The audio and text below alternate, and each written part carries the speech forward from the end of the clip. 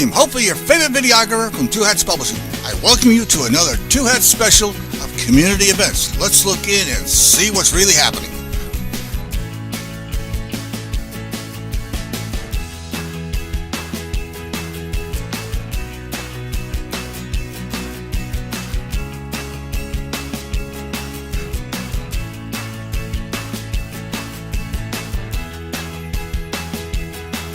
Anyway, Richard Sheridan just got finished with this Fair Park meeting that was sponsored by Tiffany Young, because it's in her district.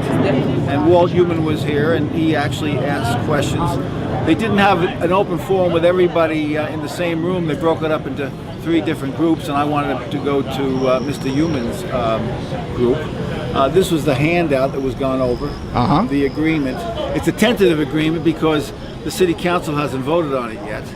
The 2 things that really jumped out at me were, number 1, that the Fair Park Foundation has a right to contract for and grant sponsorship, advertising space, and naming rights, which means money, okay?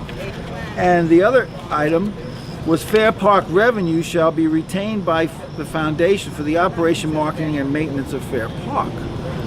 So the question is, the city's going to pay them after the first year $20 million a year to run Fair Park, and I can understand that because it's underfunded.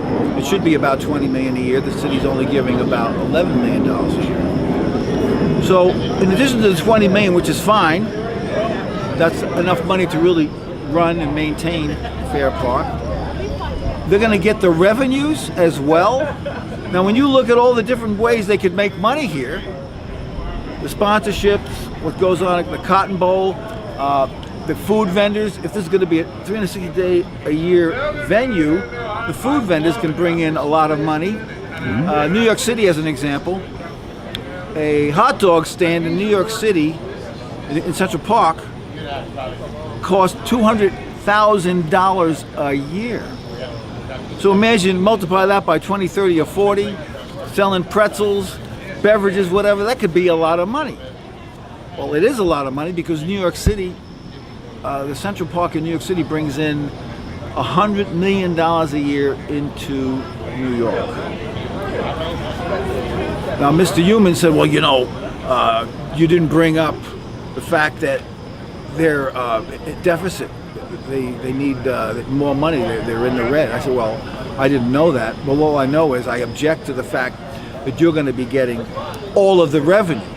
We're going to give you $20 million to run this? Fine. But then you're going to get all of the revenue, which could be $30, $40, or $50 million a year?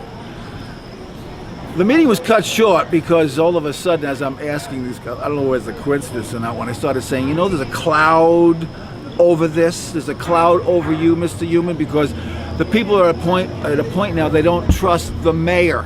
They don't trust the mayor. Anything he pushes forward, they don't trust. And I was about to say, why sole source? Why didn't this go out to bid? Why didn't we have company X, Y, and Z saying, this is what we would do, this is what we would do, and this is what we would do?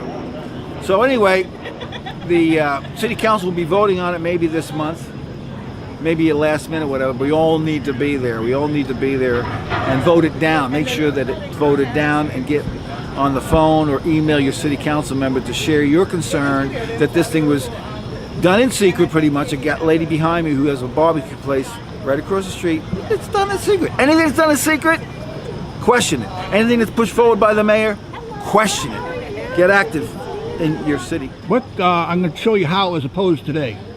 What color was Mr. Human and I think Jackson's?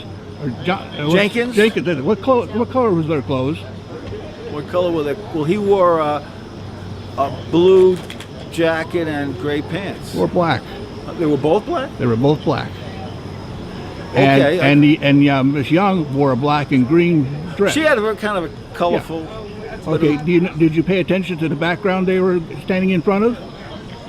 There was a screen. No, I was off to the right. They were standing in front of a black background. They went almost invisible in the video camera. They did. Isn't that? So what do you say about that? I'm saying that somebody here set them up. Really? I tried to talk to Miss Young about that, but I don't think she got the point yet. Interesting. Well, the other thing that's suspicious, I mean, why didn't they stay in the same room and have everybody hear the same questions? And they had questions put down on a card. But Mr. Hewitt didn't go by the card. He really was much more open and let people just ask him questions directly. This should have gone on for at least 2 hours.